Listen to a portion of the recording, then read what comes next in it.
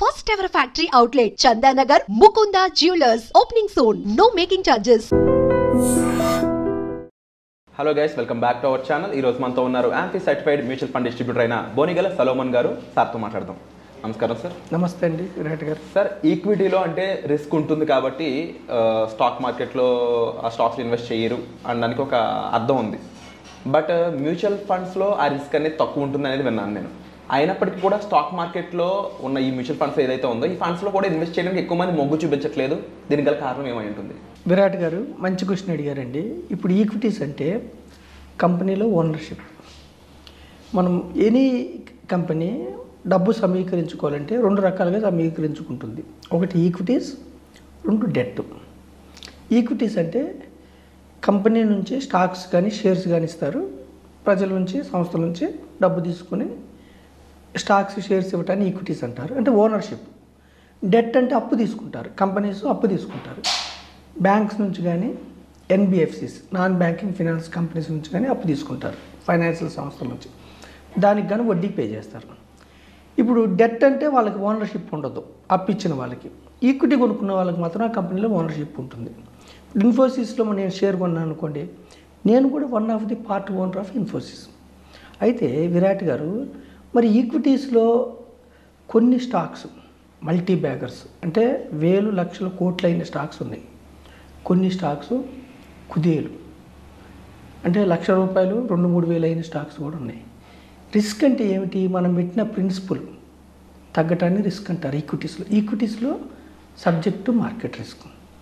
అయితే mutual funds కూడా subject to market risk. First direct ఈక్విటీస్లో రిస్క్ ఎలా ఉంటుందో అర్థం చేసుకోవడానికి జస్ట్ అవగాహన కోసం నేను ఒక 6-7 షేర్లు చెప్తాను విరాట్ గారు. ఇప్పుడు చూడండి, ఫస్ట్ షేరు ఐడియా. ఒక 6-7 years back idea share 125 all time high.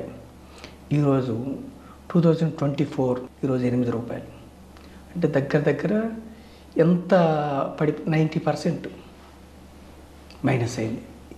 తర్వాత రిలయన్స్ కమ్యూనికేషన్ 2008లో 800 రిలయన్స్ కమ్యూనికేషన్, ఈరోజు ₹2. అంటే ఈక్విటీస్ ఎంత డౌన్ అవుతాయి లేదా ఎంత పెరుగుతాయి అన్నది అర్థంగా డైరెక్ట్ స్టాక్స్లో. మూడవది డిహెచ్ఎఫ్ఎల్ 665 2017లో ₹665, ఈరోజు ₹16. దీవాన్ హౌసింగ్ ఫైనాన్స్ కార్పొరేషన్ మనం లాస్ట్ ఎపిసోడ్లో చూసాం మనం, ఎన్బిఎఫ్సి క్రైసిస్ వచ్చిందని. తర్వాత jet Airways 1380 few years back, ఈరోజు ₹38. అంటే 90-95% మనీ, ఇన్వెస్టర్స్ మనీ ఆవిరైపోతుంది. కొన్ని స్టాక్స్ అవగాహన కోసం చెప్తున్నాను. జేపీ పవర్ 2008లో 140, ఈరోజు 20. ఇప్పుడు ఈ కంపెనీస్లో లక్షలు పెట్టారనుకోండి, వాళ్ళ మనీ 10 సంవత్సరాల నుంచి ఏమవుతున్నట్టు? డెడ్ ఇన్వెస్ట్మెంట్, అసలు కూడా రావట్లేదు. 90-95% మైనస్. ఇంకొకటి ఏమిటి? ఐఎల్&ఎఫ్ఎస్ అంటే infrastructure leasing and finance services. ఒక 2010లో 358, ఈరోజు ₹5. ఎస్ బ్యాంక్, బ్యాంకింగ్ సెక్టార్లో కూడా Yes bank 400 all time high, ఈరోజు ₹20. ఇక్కడ నేను ప్రజలకు చెప్పేది ఏమిటంటే విరాట్ గారు, ఈ డేటా ద్వారా నేను చెప్పేది ఏమిటంటే, ఈక్విటీస్ అంటే కంపెనీలో ఓనర్షిప్, వెల్ అండ్ గుడ్. ఒక కంపెనీలో మనం ఓనర్ అవుతాం. అయితే ఆ కంపెనీలో ఏదైనా చిన్న ఫ్రాడ్ అయినా, అడ్మినిస్ట్రేషన్ మిస్టేక్ అయినా, ప్రాఫిట్స్ సరిగ్గా లేకపోయినా నిత్యం మన కన్ను దాని మీద ఉండాలి. ఇప్పుడు మన ఎపిసోడ్ ద్వారా, మన ఐ డ్రీమ్ మాధ్యమం ద్వారా మనం చెప్పేది ఏమిటంటే, నష్టపోవటాన్ని తగ్గిస్తున్నాం. మీరు మల్టిప్లై అవ్వకపోయినా పర్వాలేదు. ఏది ₹10 షేరు ₹1,000 2,000 కాదు, 12%, 15%, 20% దీర్ఘకాలంలో మీరు కరోడ్పతి అయితే చాలు.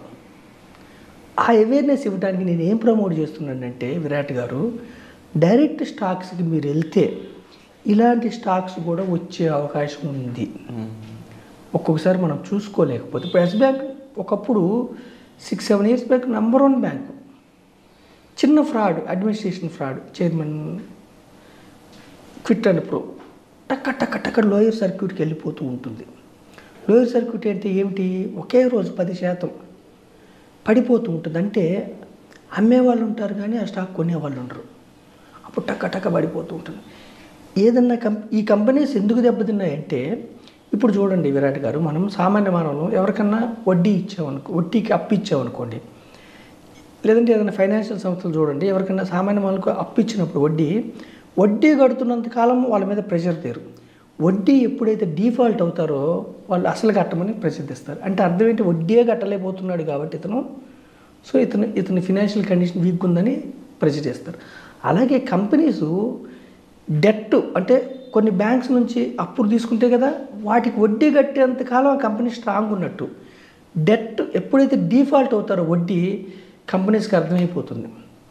మన స్టాక్ మార్కెట్లో ఈ మంతు ఫలానా సంస్థ డిఫాల్ట్ అయింది వడ్డీ అనగానే క్రిసిల్ రేటింగ్ తగ్గిస్తే, ఒక్కసారి క్రిసిల్ రేటింగ్ తగ్గింగానే టక్క ఎఫ్ఐఐలు కానీ డొమెస్టిక్ ఇన్వెస్టర్స్ అంటే సంస్థలు లక్షల కోట్లలో షేర్లు అమ్మేస్తారు. సామాన్య మానవులు మనం అందులో ఇరుక్కొని ఎందుకు పడుతుందో మనం తెలుసుకునే లోపు కుదేలైపోతూ ఉంటుంది స్టాక్.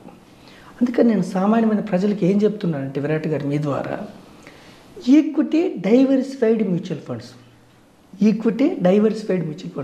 ఇప్పుడు మనం డైరెక్ట్ స్టాక్స్లో పెట్టామంటే ఒక స్టాకే కొనుక్కుంటాం, డైవర్సిఫై చేయం.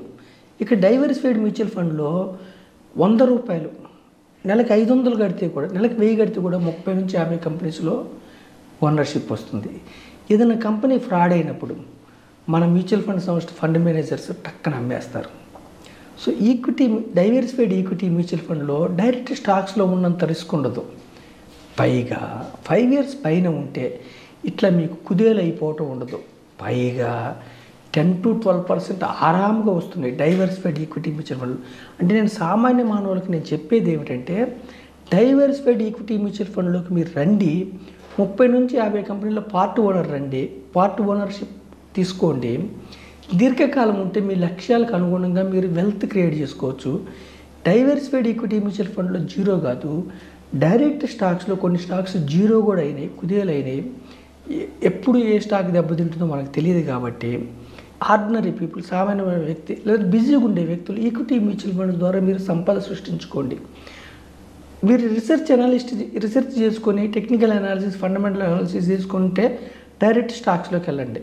నేను మరీ ఆర్డినరీ పీపుల్ కోరేది ఏంటంటే, ఫ్యూచర్ అండ్ ఆప్షన్స్ జోలికి వెళ్ళకండి. సెబిఏ చెప్తుంది 90% పీపుల్ లాస్ అవుతున్నారు, యావరేజ్గా 1,00,000 పైన లాస్ అవుతున్నారు ఇండివిజువల్ ఇన్వెస్టర్స్, ట్రేడర్స్. ఇంట్రాడే జోలికి కూడా వెళ్ళకండి. డైవర్సిఫైడ్ ఈక్విటీ మ్యూచువల్ ఫండ్లో మీరు పెట్టి దీర్ఘకాలం వెయిట్ చేస్తే మీరు సంపద సృష్టించుకోవడానికి పుష్కలమైన అవకాశాలు ఉన్నాయి. Our Indian economy is growing economy, 5th largest economy in the world. 2029 వరకు we are expecting 3rd largest economy in the world. So ఈ యొక్క ఎకానమీ గ్రోత్లో, పారిశ్రామిక గ్రోత్లో మీరు పార్టిసిపేట్ అయ్యి ధనవంతులుగా మరీ పేదవారికి, సామాన్యమైన ఆర్డినరీ పీపుల్కి, యూత్కి సందేశం ఇస్తున్నా మీ ఐ డ్రీమ్ ద్వారా. Wonderful information sir. సో తప్పకుండా ఇలాంటి నాలెడ్జ్ చాలా మందికి అవసరం. ఇది తెలియకపోవడం కారణంగా సరైన ఇన్వెస్ట్మెంట్ తెలిసింటే వాళ్ళ పిల్లల్ని బాగా చదివించుకోగలరు, మంచి పెళ్ళిళ్ళు చేయగలరు వాళ్ళ పిల్లలకి. కానీ ఈ ఇన్వెస్ట్మెంట్ ఆప్షన్ సరిగ్గా తెలియకపోవడం వల్ల, దాని మీద సరైన అవేర్నెస్ లేకపోవడం వల్ల చాలామంది నష్టపోతున్నారు. ఈ వీడియో ద్వారా చాలామందికి ఇది ఒక మంచి లెసన్ అవుతుందని నేను మనస్ఫూర్తిగా భావిస్తున్నాను. Thank you so much. Thank you అండి విరాట్ గారు.